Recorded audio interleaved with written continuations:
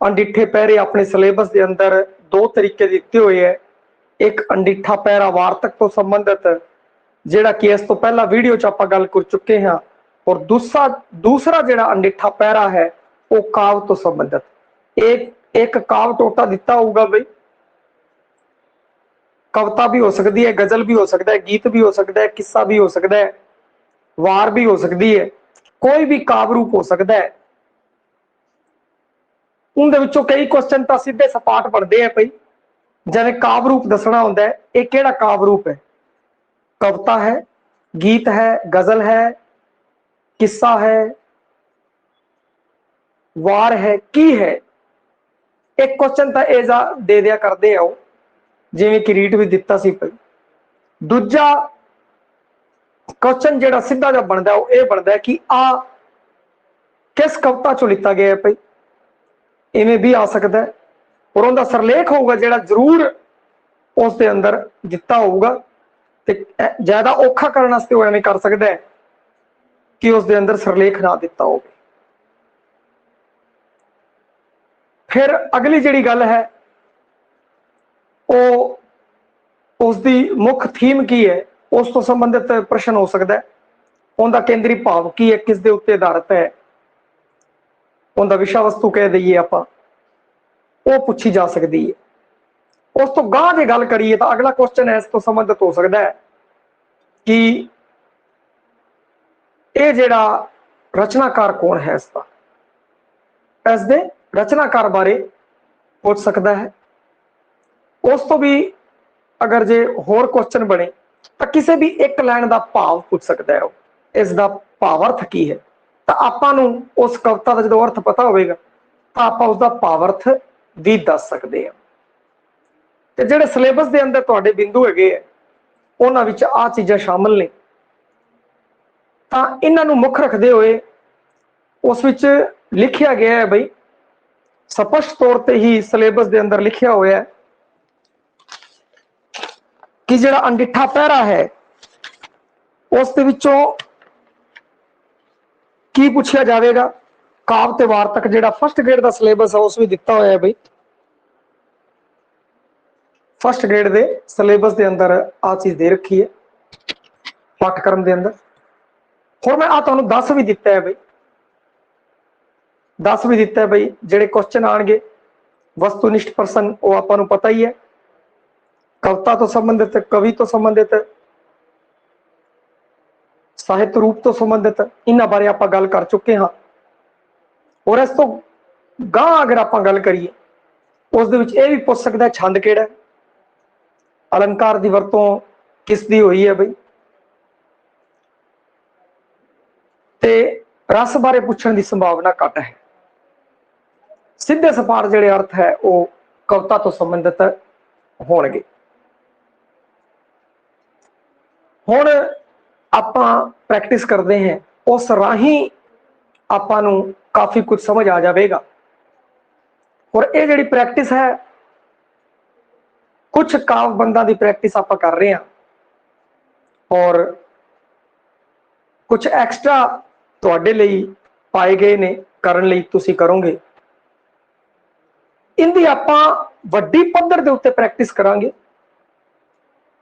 एवें नहीं कि एक कावबंदी बथेरे। जदों आपां 10वीं की किताब पढ़ांगे, 11वीं की और 12वीं की जो मैं किताब करवाऊंगा, कविता पाठ करावांगा, कविता गीत गजल जदों करावांगे, उदों उन्हां विचों किहड़े प्रश्न हो सकते हैं उन्हां उत्ते भी आपां चानना पावांगे। तो उस समय अपनी होर ज्यादा वधिया तैयारी हो जाएगी जदों आपां राजस्थान बोर्ड का पाठक्रम जो करांगे। हुण इत्थे भी आपां तरतीब पर जो कर रहे हैं तो स्टैप दे विच आ गए है, तो इस दे उत्ते भी आपां शुरुआती दौर ते चानना पा देने, चंगा तुहानूं इसका नॉलेज है हो जाएगा। जे सब तो पहले बंद जिहड़ा लिखिया था उनकी गल करिए, इक ना दे घर पुत, पुत्तां दे घर पोतरे, इक ना दे घर धीआं, धीआं दे घर दोतरे, इक ना दे घर एक, ओ भी जाए मर, वजीदा कौन साहिब नूं आखे, इउं नहीं इंज कर। हुण इसका भावार्थ की है? इस दे विच दस्सिया गया कि इकना दे घर पुत, इकना दे घर पुत, कईयां दे घरे सिर्फ एक पुत है, कईयां दे घरे पुत है बई, कईयां दे घरे पुत है और उन्हां पुत्तां दे गा पोतरे है, लंबा चौड़ा परिवार है। कईयां दे घर धीआं और कईयां दे घर की इकना दे घर धीआं, कहने का भाव कि कईयां दे घर धीआं है और धीआं दे घर दोतरे और धीआं दे घर दोतरे, बड़ा परिवार है बई। उन्हां दे घरे पुत्त है, पुत्तां दे पोतरे हैगे है, धीआं है, धीआं दे घरे अगे दोतरे हैगे है, बहुत लंबा चौड़ा परिवार है। किसी का परिवार छोटा है, उस परिवार की गल कर रहे हैं। इकना दे घर एक और कईयां दे घरे सिर्फ एक ही है, ओ भी जाए मर, और जे ओ भी मर जावे वजीदा कौन साहिब नूं आखे इउं नहीं अंज कर। वजीद साहब जी आखदे ने कि कौन उस परमात्मा साहिब नूं आखे तू एवें ना कर, एवें कर ले बई। इत्थे उन्हें की करना है बई, इन्हां दे घर तां एक सी, इनू मारन दी बजाए इन्हां दे घरे वाहवा जवाक सी, उन्हां विचों एक दा खत्म भी हो जांदा तां कोई फर्क ना पैंदा। परंतु यह गल रब नूं कौन आखे बई तू इदां कर, इदां ना कर। हुण सब तो पहला जिहड़ा क्वेश्चन है रचनाकार, यह जिहड़ा काव टोटा है इसका रचनाकार कौन है? पहली गल जे तां अगर सरल होवेगा, काव टोटा अगर सरल है तो रचनाकार आपां नूं काव टोटे दे अंदरों ही लभ जाएगा, और जे सरल नहीं गा तो फिर आपां नूं दसना होवेगा। ये पेपर वाले ते डिपेंड है। हुण इत्थे की है कि आखिरी जिहड़ी 70 है उनके अंदर लिखिया होया है वजीदा कौन साहिब नूं आखे इहो नहीं इंज कर। इनका रचनाकार कौन है? वजीद। ऑप्शन दिते हो सकते हैं भाई, जिवें फरीद, वजीद, बुल्ले शाह, शाह हुसैन, जिवें कि जिहड़े नोट्स तुसीं पढ़ोगे या जिहड़े रिकॉर्डेड वीडियो देख रहे हैं और जो उन्होंने नोट्स पढ़े है पहला ते वो इस चीज तो जाणू होणगे। अंडिठा पैरा भला काव दा भला वार्तक दा। मेरा यह मनना है कि इनके प्रिंट कढाने की लोड़ नहीं है, तुसीं एक बार दो बार पढ़ो, एक बार ही पढ़ लोगे तो ही तुहानूं पता लग जाएगा। कोई याद करने वाली चीज़ नहीं है, समझने वाली चीज़ है, क्योंकि उत्थे कोई भी पैरा आ सकता है। आपां नूं इस बारे कोई अंदाजा नहीं बई किहड़ा पैरा आवे, वो उसी समय ही पता लगेगा किहड़ा पैरा आउंदा है। पहला हो गया रचनाकार वजीद, दूजा काव रूप। इनका काव रूप दसना है, किहड़ा काव रूप है। इसनूं आपां पढ़दे हैं, इकना दे घर पुत, पुत्तां दे घर पोतरे, इकना दे घर धीआं, धीआं दे घर दोतरे, इकना दे घर एक ओ भी जाए मर, वजीदा कौन साहिब नूं आखे इउं नहीं इंज कर। इनका काव रूप दसना है बई। काव रूप किहड़ा? शब्द है, सलोक है, दोहरा है, चौपाई है। हुण इनका जिहड़ा काव रूप है वो सलोक है भाई, सलोक है भाई। हाँ जी, देखो इसके बारे अगर अंदाजा भी लगाना हो, वजीद साहब बारे आपां काफी कुछ पढ़िया हुआ है और आपां नूं पता है कि उन्होंने सब तो वध सलोक है जिहड़े प्रसिद्ध है, प्रसिद्ध सलोक है। तो इत्थों आपां नूं पता लग सकता है कि यह सलोक हो सकता है बई। किसी भी राइटर तो अगर तुसीं जाणो और तुहानूं ये पता होवे बई इसने आ चीज तो लिखी नहीं, आ तो लिखिया ही नहीं भाई, इसने तो लिखे ही सलोक सी, तूती लिखे सीगे, आ चीज़ां इन्होंने लिखिया सी, तो उत्थों भी एक वखरा आपां कर सकते हैं। तो एक सलोक है। सलोक उस्तत तो संबंधित होंदा है, इस विच परमात्मा की उस्तत की जाती है, वडियाई की जाती है भाई। ते इस तो हुण गाह तुरदे आं भाई। अगला है जिहड़ा साहिब तो की भाव है, जिहड़ा साहिब आया है, साहिब तो की भाव है, कौन है साहिब? घर वाला है, गुरु है, संसार है, रब है। ये कौन है? वजीदा कौन साहिब नूं आखे उन्हें अंज कर, मैं हुणे दस्सिया भी सी, ये रब है भाई।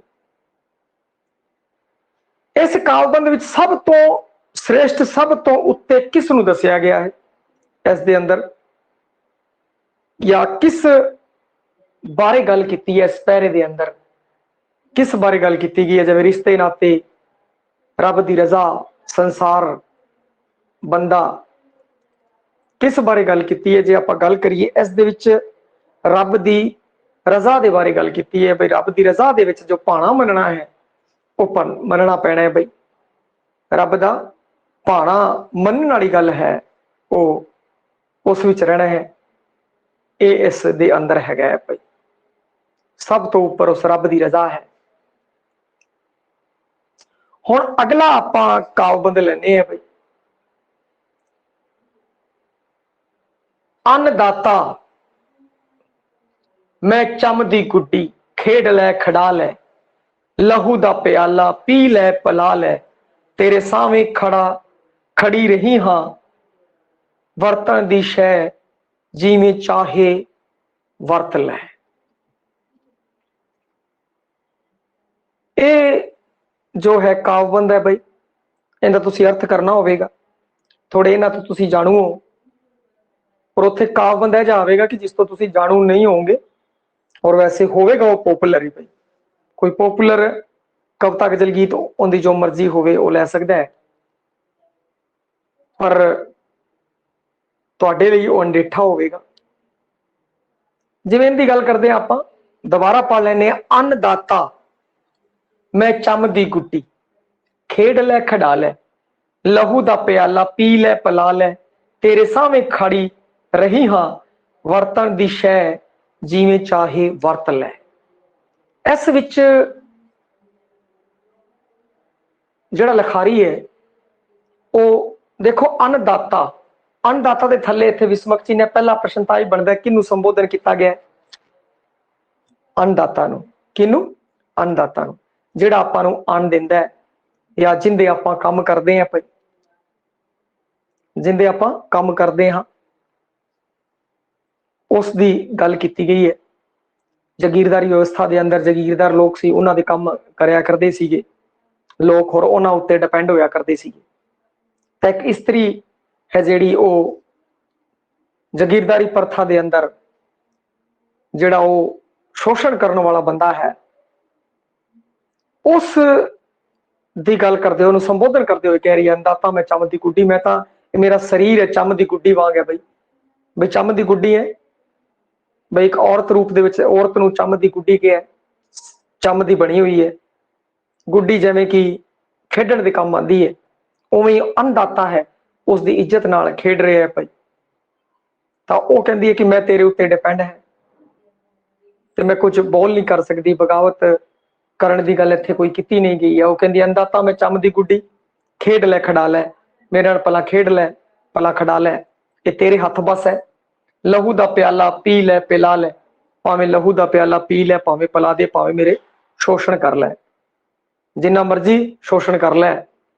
ये एक नारीवादी चेतना तो संबंधित ये हैगी है। भाई लहू दा प्याला पी लै पिला लै, तेरे सामने खड़ी रही हाँ, बई तेरे सामने मैं खड़ी है, वरतन दी शै,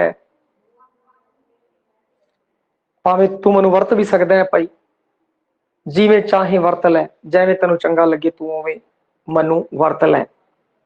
उस एक औरत की मजबूरी दसी है, वो किस तरीके नाल मजबूर है, उसके सामने इज्जत भी देण नूं तैयार है, पर उनके अगे अंदर चेतना हैगी है भाई कि मेरा ये मेरे नाल शोषण हो रहा है, ये चेतना है, वो खुश नहीं है, उनके नाल धक्का हो रहा है, उसके परी वो चेतन है। क्योंकि इत्थे संबोधन करती हुई कह रही है, खेड लै खड़ा लै मैं चम दी गुड्डी, वरत लै मैं वरतन दी शै। हुण सब तो पहला तो रचनाकार बारे, बई सब तो पहला तो रचना बारे, बई ये रचनाकार कौन है? चलो रचनाकार की गल करते हैं। सब तो पहला रचनाकार दसना होगा, जो आप पढ़ा होगा उनके आप ऑप्शन देखांगे। वैसे इत्थे मैं तुहानूं दस देना, अमृता प्रीतम इनकी, अमृता प्रीतम की रचना है, और अन्नदाता नज़म है जो इस दे अंदर की है भाई। वर्तमान विच ऑप्शन मैं तुहानूं दस देना, वर्तमान में औरत मर्द के सुखावे रिश्ते को परिभाषित करती है। जेड़े सुन रहे हैं वो सुनो और कियास लगाओ भाई आ ऑप्शन होना चाहिए सीगा। वर्तमान में औरत मर्द के सुखावे रिश्ते को परिभाषित किया है, काटा मार दो नहीं, औरत मर्द के सुखावे रिश्ते को परिभाषित नहीं किया। औरत स्वनिर्भर होके मर्दावी हाव नूं प्रवान करती है, कर रही है भाई, स्वनिर्भर हो रही है? नहीं, वो स्वनिर्भर नहीं है, वो किसी उत्ते निर्भर है, अंधाता उत्ते निर्भर है। तो यह भी ऑप्शन नहीं हो सकता, क्योंकि थोड़ा विचार करते चलांगे ऑप्शनां ते काटे भी मारते जावांगे। फिर अगा परंपरा ते वर्तमान के संदर्भ में वर्तमान समाज की नारी समस्या ते केंद्रित है। बिल्कुल सही गल है, नारी समस्या ते केंद्रित है। हाँ हो सकता है भाई। अगला ऑप्शन पढ़ते हैं, परंपरा रद्द करके वर्तमान में नारी की स्वनिर्भरता। स्वनिर्भरता नहीं भाई, स्वनिर्भरता वाली कोई गल नहीं है, इस ते भी काटा लाना पऊगा। सी नंबर जो ऑप्शन आप पढ़िया सी, परंपरा ते वर्तमान के संदर्भ में वर्तमान समाज की नारी समस्या ते केंद्रित हैगी आ। अन्नदाता नज़म की प्रमुख काव्य चेतना है, नारीवादी चेतना है भाई। चम की गुड्डी विच केड़ा अलंकार वरत्या भाई? चम की गुड्डी, मैं चम की गुड्डी, मैं चम की गुड्डी, वो जी औरत है उसनों चम की गुड्डी दसता। हुण इत्थे की रूपक है भाई, रूपक अलंकार है। वैसे अलंकार मैं तुहानूं करावांगा तो उस तो बाद तुहानूं दिक्कत नहीं आएगी, पर इत्थे मैं दस देना रूपक अलंकार है, क्योंकि इहदे विच चम की गुड्डी का रूप है उहदे उत्ते मड़ दिता है भाई, और कोई भी वाचक शब्द इहदे विच नहीं आया होया। जे एवें होंदा तू चन्न जिन्नी सोहनी है तो फिर ये उपमा अलंकार होंदा, और जे किसी नूं कह ही देना भाई सीता तो निरा चन्न है, चन्न है, तो ये रूपक अलंकार हो गया। इस बारे आप अलंकार जो करांगे तो चंगा चानना पावांगे भाई।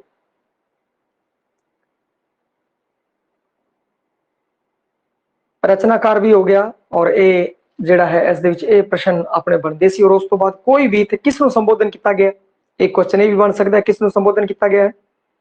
उत्थे रब दे सकता है, अन्नदाता दे सकता है, तो उत्थे कंफ्यूज नहीं होना। अन्नदाता नूं संबोधन किया, इत्थे विस्मक चिन्ह भी लग्या था, और वैसे भी इन्हें संबोधन किया है अन्नदाता।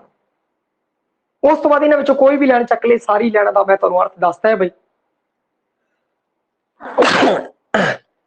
कोई भी एक लाइन चक के उनका भावार्थ पूछ सकता है, तो तुसीं वो दस देना है।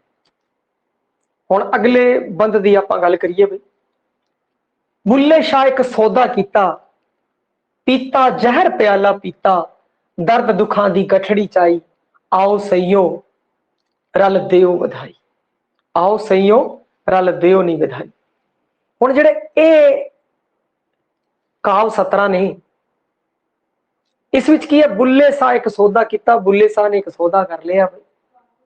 पीता जहर प्याला पीता, उन्हें जहर का प्याला पी लिया। दर्द दुखा की गठड़ा चाई, दर्दा की गठड़ी चा ली। इस तरीके से जो अर्थ कर रहे हैं मैं इस टाइम, ये सरल अर्थ है भाई, सीधा मैं तुहानूं अर्थ दस रहा, ये भाव अर्थ नहीं। सरल अर्थ तो तुसीं भी कर लोगे, एवें कर लोगे, बुल्ले शाह ने एक सौदा कर लिया, उन्हें जहर प्याला पी लिया, दर्दा की गठड़ी चा ली, आओ सहीओ हुण उहनूं बधाई दे दो।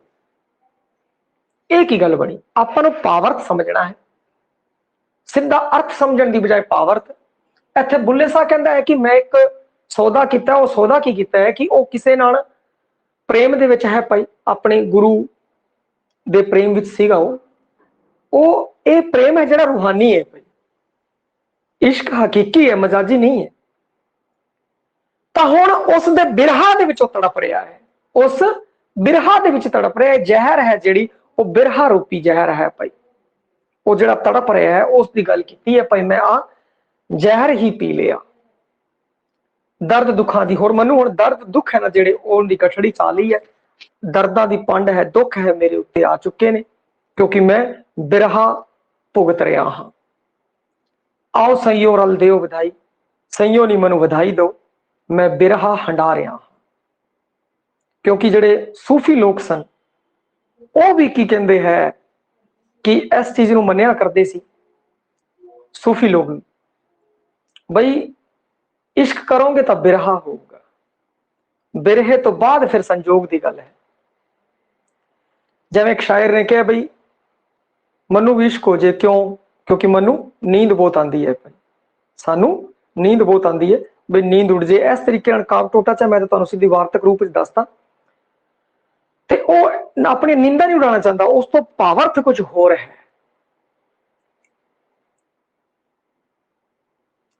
ते इत्थे की है कि आप भावार्थ नूं समझ रहे, भावार्थ नूं समझण तो बाद फिर आप जिहड़े अपने प्रश्न उत्तर है वो आप करने हैं।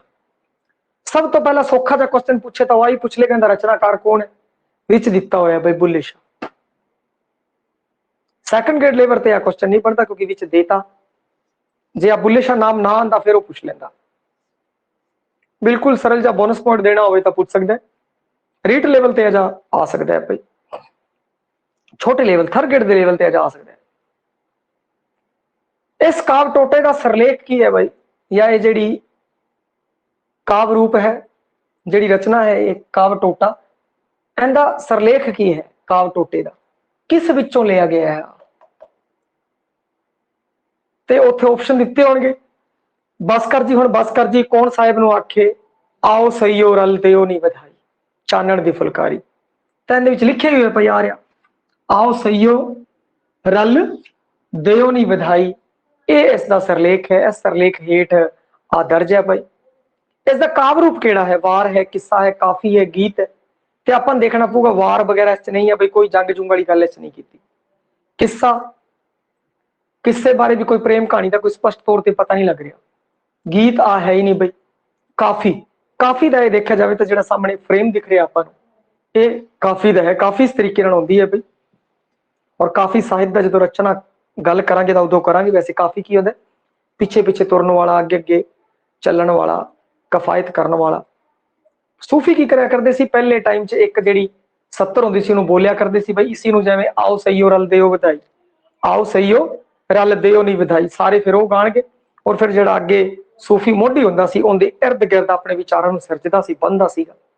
और फिर जी काफी है इदा चलिया करती सी। साहित्य के रूप के आप इस ते विस्तार नाल चर्चा करांगे भाई। इत्थे आपां देखण तो आपां जो आप हर साहित्य रूप से चर्चा कर लांगे, हर किसी की गल कर लांगे तो आपां पता लग जाएगा भाई ये काफी हैगी। इस कविता विच कवि ने अपने आप नूं की दर्शाया है, कवि अपने आप नूं की दर्शा रहे हैं।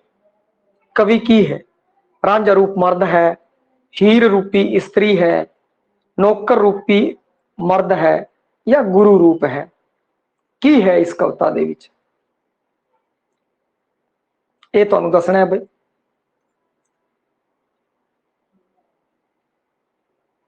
रांझा रूपी मर्द, हीर रूपी स्त्री। देखो इत्थे की कह रहा, बुल्ले सा एक सौदा कीता, पीता जहर प्याला, पीता दर्द दुखा दी कटनी चाहे, आओ सईयो नी रल दिओ नी बधाई, सहेलियो मनु बधाई दे दो, सहेलियो मनु बधाई दे दो। ते इत्थे जिहड़ी है हीर रूपी स्त्री की गल हो रही है, हीर रूपी स्त्री की गल हो रही है भाई। इत्थे अपने आप को स्त्री, और वैसे भी देखा जाए तो स्त्री रूप के मनिया, और जो गुरु है परमात्मा है, कुछ भी उसने उतला कैडर दिता है और उसनों मर्द रूप के किया है। तो इतने देखा जाए तो जो स्त्री का जो दर्जा अगर आप देखिए तो सैकंड सैक्स हो गया भाई, दोयम दर्जा हो गया, दूजे दर्जे की होगी। शायद मध्यकाल के अंदर, शायद नहीं पक्के तौर पर मध्यकाल के अंदर जो नारी का दर्जा सीगा वो दोयम दर्जा सी भाई, दूजे दर्जे उत्ते सी। क्योंकि जिन्नियां भी उस टाइम कवितावां लिखियां गईयां, कोई भी काव रूप लिखा गया तो उनके अंदर मर्द सी जिहड़ा उन्होंने एक नंबर पर रखा गया, स्त्री दूजे नंबर पर। क्योंकि जिन्हें भी लिखारी सीगे उन्होंने खुद नूं स्त्री कहा, अपने गुरु नूं या रब नूं संबोधन किया तो उसनूं मर्द कहा है। तो उस टाइम की गल सी भाई, तो ही रूपी स्त्री है। इस कविता विच बयान किया गया, की बयान किया गया है भाई, अपने विछड़े गुरु के मिलाप की घड़ी नूं, रिश्तेदार आउण दे समय नूं, त्योहार मनाउण दे समय नूं, प्रेमिका के वियोग नूं मानना। तो इहदे विच की दस्सिया है, अपने विछड़े गुरु बारे दस्सिया, विछड़े गुरु बारे दस्सिया जिंदी बाद च मिलन की आस हैगी है भाई। जो मिलेगा तो फिर दोबारा फिर बधाइयां मिलणगियां। एक काव 70 आप लिखी दी है, बाद वाले टोटियां विच जिहड़ी इहदे अंदर विषा वस्तु है वो गाह नूं तुरदा है।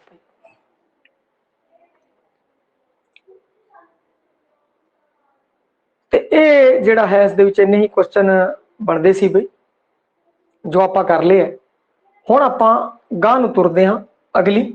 मैं कंडियाली थोर वे सजना, मैं कंडियाली थोर वे सजना उगी विच जो बागा मेरे मुड बनाई वर्मी काले फनियर नागा मैं मरगाई मानसरां दी मानसरोवरां दी देखो मानसरां दी कहता मानसरां दी जो फड़ लई किसी शिकारे जा कोई लाली पर संधूरी नोच ले जिदो कागा नोच ले जिंदे दागा पे दागा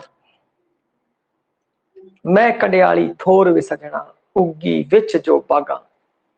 हुण इत्थे जिहड़ा लिखारी है शिव कुमार बटालवी उनका ये गीत है भाई मैं कंडियाली थोर वे सजना उगी विच उजाड़ा बागा इत्थे उत्थे दसिया आपां जो काव टोटा लिखता उत्थे बागा की गल है कहना मैं कंडियाली थोर है। हुण इत्थे आ प्रश्न भी बन सकता है किनू संबोधन किया गया सज्जन नूं संबोधन किनू किया गया है सज्जन नूं संबोधन किया गया है लिखारी इनका शिव कुमार बटालवी है इनका काव रूप गीत है भाई। हुण इहदा भावार्थ समझ लेने किसी भी लैन का भावार्थ आ सकता है उन्हें थले अंडरलाइन की होगी तो तुसीं कविता नूं दोबारा पढ़ना है उस नूं दोबारा पढ़ोगे तो उनका भावार्थ आ जाएगा क्योंकि 4 ही ऑप्शन होंगे उन्होंने आपां छांट लवांगे। थोड़ा आपां जदों अगे कवितावां दा दौर शुरू करांगे कवितावां पढ़ांगे तो काफ़ी चंगा नॉलेज आपां नूं हो जाएगा भाई।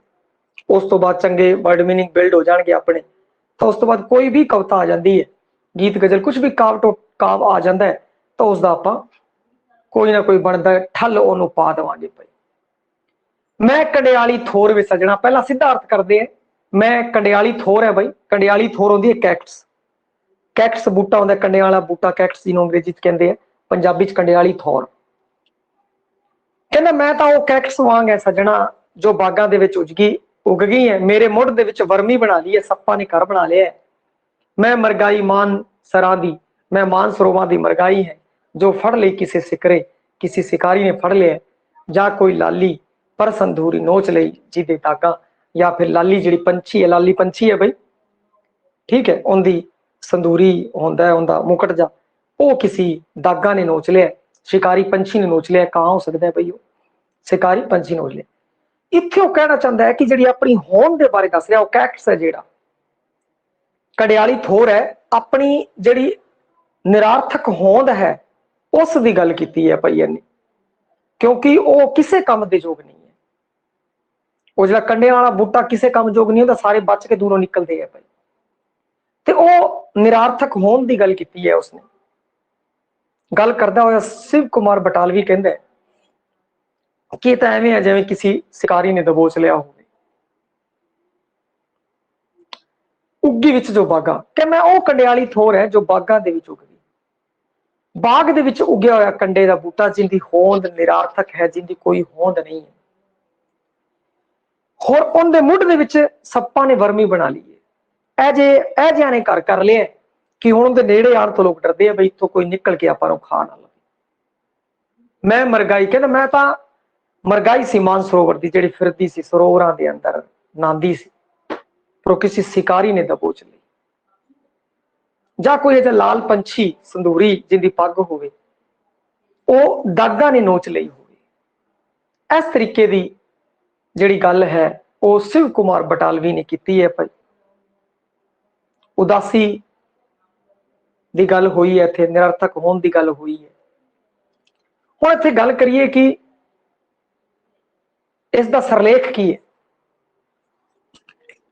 तो आप इत्थों पढ़ते हैं तो इत्थों आपां सरलेख लभ जाना चाहिए भाई। ऑप्शन दिते होणगे उन ऑप्शनों विचों आपां छांट लांगे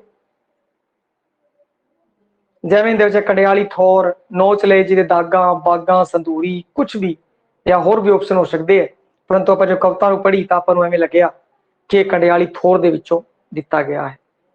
इहदा जिहड़ा सरलेख है कंडियाली थोर है उत्थों लिता है बई आपां। कंडियाली थोर तो की भाव है कंडियाली थोर निरार्थक होंद किकर उजाड़ कुछ भी तो इसका जिहड़ा सही ऑप्शन है वह है निरार्थक होंद जिहड़ी मनुख की निरार्थक होंद है उसकी गल है की गई है। पर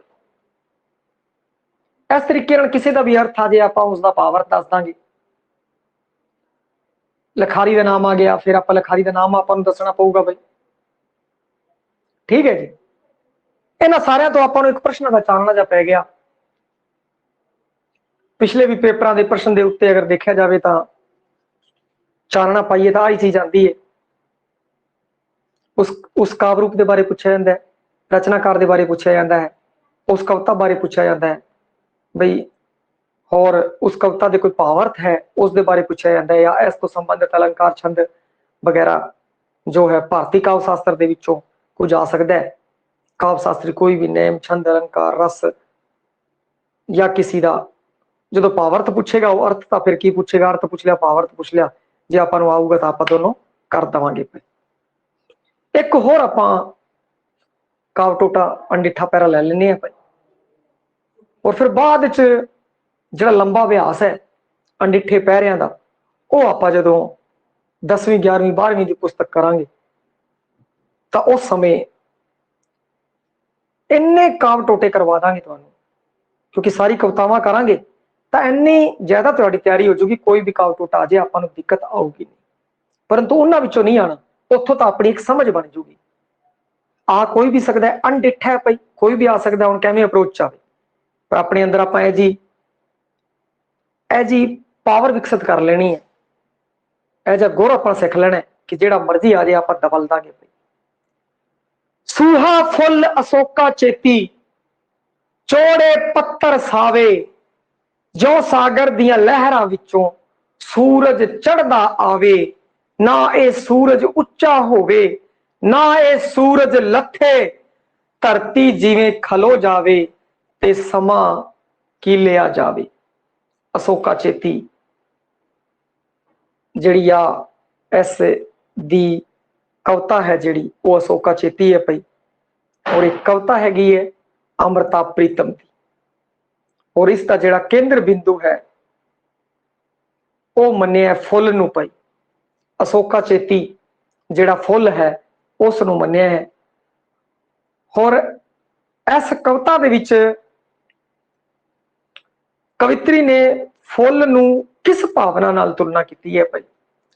प्यार की भावना, शांति की भावना, रौद्र भावना, वीरता की भावना, जिहड़ी भी भावना है एक ही है, शांति की भावना है भाई। इस कविता के अंदर शांति की भावना है। इस फुल की की कामना है? दुख तकलीफा की, मिलाप या खुशी की, सुपने की, या कोई नहीं। तो इनकी जिहड़ी भावना है, देखो दुख तकलीफा की तो भावना हो नहीं सकती, सुपना इन कोई गल नहीं किया, कोई नहीं ऑप्शन चाहिए नहीं, तो लास्ट बच गया मिलाप ते खुशी। मिलाप ते खुशी की भावना है। रत्ता, रत्ता शब्द तो की अर्थ है भाई? रत्ते लाल नू कहंदे आ भाई, रेड। सूहा फुल अशोका चेती चौड़े पत्थर सावे, जो सागर दियां लहरां उत्ते सूरज चढ़दा आवे। देखो सूहा फुल अशोका चेती, सूहा फुल है भाई अशोका चेती का जिहड़ा सूहा फुल है, चौड़े पत्थर है उनके, और एवें लगता है जिवें सागर दियां लहरां उत्ते सूरज चढ़दा आंदा है। एक ही है दृष्टांत अलंकार।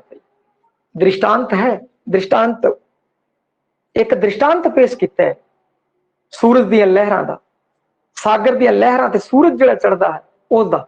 अशोका चेती फुल उदा लग रहा है जिवें सागर दियां लहरां ते सूरज चढ़ रहा होवे।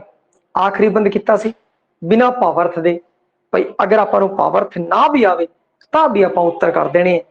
उस तो नाम पूछया, जे नाम आंदा तो आपां कर दांगे, और जे इहदे विच केंद्रित जिहड़ा सीगा वो भी आपां पकड़ लिया, अशोका चेती बारे गल कीती है, और फिर की है फुल की भावना नूं किस नाल तुलना किया, की दसिया गया, शांति की गल दसी है, पूरा पढ़िया उस विचों ही आपां थीम पकड़ ली। जरूरी नहीं कि आपां नूं सारे दा अर्थ आंदा होवे, आपां सीधा उहनूं पढ़ लिया, दोबारा फिर पढ़ लिया।